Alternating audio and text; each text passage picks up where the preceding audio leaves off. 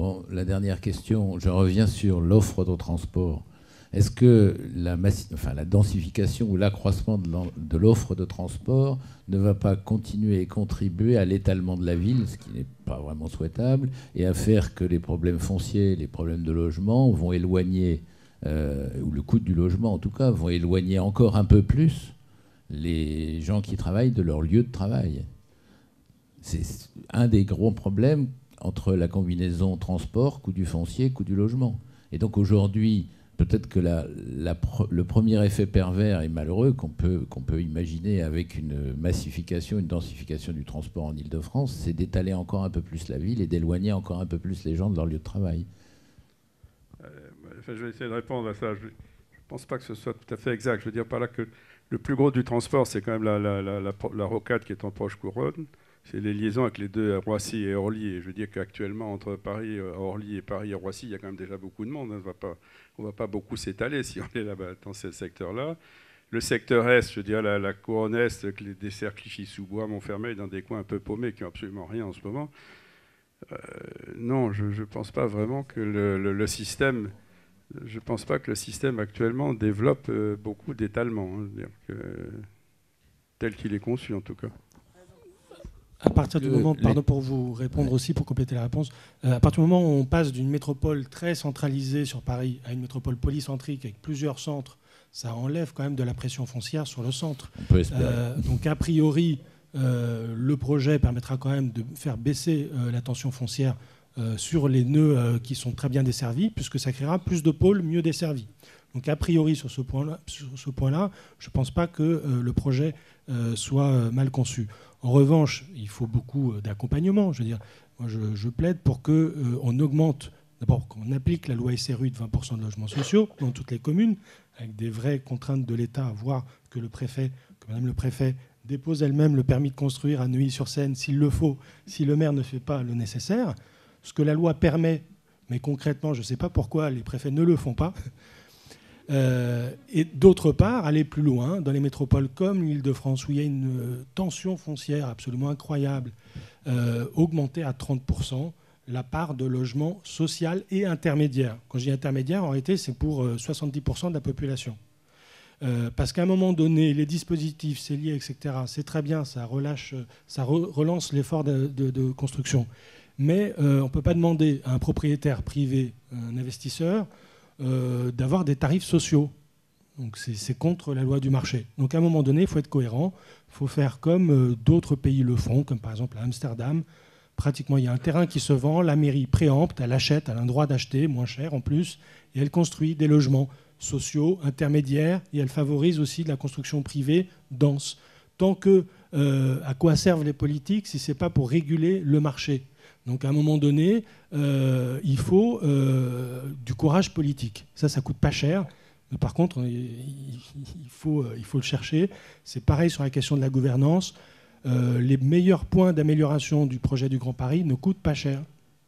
Faire une métropole démocratique, ça coûte pas cher. Au contraire, ça fait des économies parce qu'on économise des frais entre plusieurs communes qui ont chacune différents services municipaux.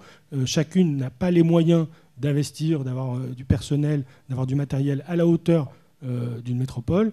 Donc il y a du gaspillage aujourd'hui, gaspillage financier, gaspillage démocratique, gaspillage économique, parce qu'au final, c'est notre qualité de vie, c'est la création d'emplois qui en souffre. Donc, mais tant que le projet ne sera pas conçu de manière démocratique, c'est-à-dire que ça ne sera pas seulement, et on la remercie pour sa présence, Madame le préfet qui viendra vous rendre des comptes, mais le maire du Grand Paris que vous élirez ou que vous changerez parce qu'il n'a pas construit ces 70 000 logements par an qu'il vous a promis, lui, il peut être changé, il n'est pas nommé. Il peut être changé par les citoyens. Et c'est ça qui permettra la vraie révolution urbaine, où on aura des élus responsables à l'échelle du Grand Paris. Vincent Renard et Madame Rousseau-Mignot, peut-être. Juste d'un mot, si vous me permettez, Madame, je trouve qu'il faut pour le préfet du courage pour pratiquer le contrôle de légalité avec rigueur. Et concrètement, l'intervention des grands élus lorsque une décision déplaît, c'est une chose. Dans l'équilibre politique actuel, le contrôle de légalité par le préfet n'a pas pris vraiment toute la place qui était envisagée au début. Je peux le dire comme ça, Christian ? Attendez, parce que ce que vous me dites m'interpelle. C'est-à-dire, donnez-moi des exemples où le préfet de la région Île-de-France, préfet de Paris, n'a pas eu le courage d'exercer le contrôle de légalité en Île-de-France.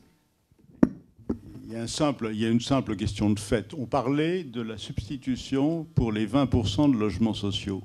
Il y a un certain nombre des communes, elles sont parfaitement connues, on évoquait Neuilly et plein d'autres, et il y a en effet une cascade de pouvoir qui permet au préfet, en effet, de faire construire, de préempter, de faire construire des logements sociaux. C'est très délicat d'appliquer ça, et vous le mesurez mieux que moi. Et concrètement, en tout cas, ça ne s'applique pas vraiment. Je pense qu'il y a beaucoup de, entre guillemets, de croyances aussi sur l'application de la loi SRU. Et à l'occasion, je vous donnerai les chiffres de l'application de la loi SRU en Île-de-France qui sont, je pense, assez loin de ce que vous pouvez évoquer. Il y a un point sur le logement qui est quand même important. C'est, tout à l'heure, on dit sur les 70 000, c'est illusoire. Moi, je dis qu'il faut de l'ambition. Alors, pourquoi 70 000 ? Le chiffre des 70 000, il ne tombe pas par hasard. Dans les 70 000, vous avez le renouvellement du parc aujourd'hui, qui est effectivement indispensable. Et puis, vous avez dans les 70 000 la construction de logements supplémentaires eu égard au développement économique qu'on attend dans les pôles de développement que j'évoquais tout à l'heure. Un chiffre quand même qui parle beaucoup, parce que l'État est aussi soumis à des contraintes assez forte. Vous connaissez le droit au logement opposable, qui est, que évidemment on doit appliquer. Depuis 3 ans, en gros, je vous donne un chiffre en cumulé, on a 43 000 foyers reconnus prioritaires en Île-de-France au droit au logement opposable. 43 000. Aujourd'hui, on en a logé combien ? Je vous pose une question parce que c'est intéressant de débattre d'idées, mais après, il faut aller au fait. Ah, moi, j'en sais rien, il y a personne, il y a beaucoup de gens dans la rue. Personne qui ne sait pas. 15 000. Qui vivent dehors. 15 000. 15 000. Donc, quand on dit il faut qu'on construise 70 000, alors on peut dire l'État raconte des sornettes, tout ça est ambition, sauf que c'est une impérieuse nécessité. Alors nous, on a, le préfet porte d'ailleurs très largement, et sans doute l'avez-vous entendu, l'idée que sur les 70 000, il faut les répartir sur l'Île-de-France de manière uniforme, 60 000 sur toute l'Île-de-France, parce que c'est une question aussi d'équilibre des territoires, et puis essayer de construire là où on veut du développement économique, donc les 10 000 en plus des 60 000 pour arriver à 70 000, sur les territoires de projet, donc créer le logement, l'emploi, sur le territoire avec une amélioration des transports. Alors vous allez me dire, tant que ce sont les maires qui délivrent les permis de construire, il ne se passera rien. Moi, ce n'est pas moi qui fais les lois dans ce pays, donc je suppose que pour l'instant, cette mesure est toujours en vigueur et partout en France d'ailleurs. Donc il n'y a pas qu'en Île-de-France, c'est bien les maires qui délivrent les permis de construire. On essaie de travailler aujourd'hui avec les collectivités sur des engagements croisés. Ça veut dire quoi ? Monsieur en parlait en introduction. Sur chacun des territoires de projet, on élabore avec les élus et avec les acteurs du territoire, avec le monde économique, ce qu'on appelle des contrats de développement territorial. C'est quoi ? C'est l'idée que les collectivités et l'État contractualisent sur des engagements pour, d'une part, construire du logement, et deux, y compris d'ailleurs du logement social, et deux, assurer un développement économique opérationnel pour les entreprises avec des centres de formation, etc. Donc cette démarche-là, elle est en cours et on a aujourd'hui 17 contrats qui sont en cours de rédaction, en cours d'élaboration. Ça vous paraît très techno, mais en fait, ce n'est pas techno du tout, parce qu'en fait, c'est un échange assez fructueux entre l'État et les collectivités au niveau d'un territoire de projet, pour essayer que ce territoire de projet tienne ses engagements, en effet levier sur le Grand Paris.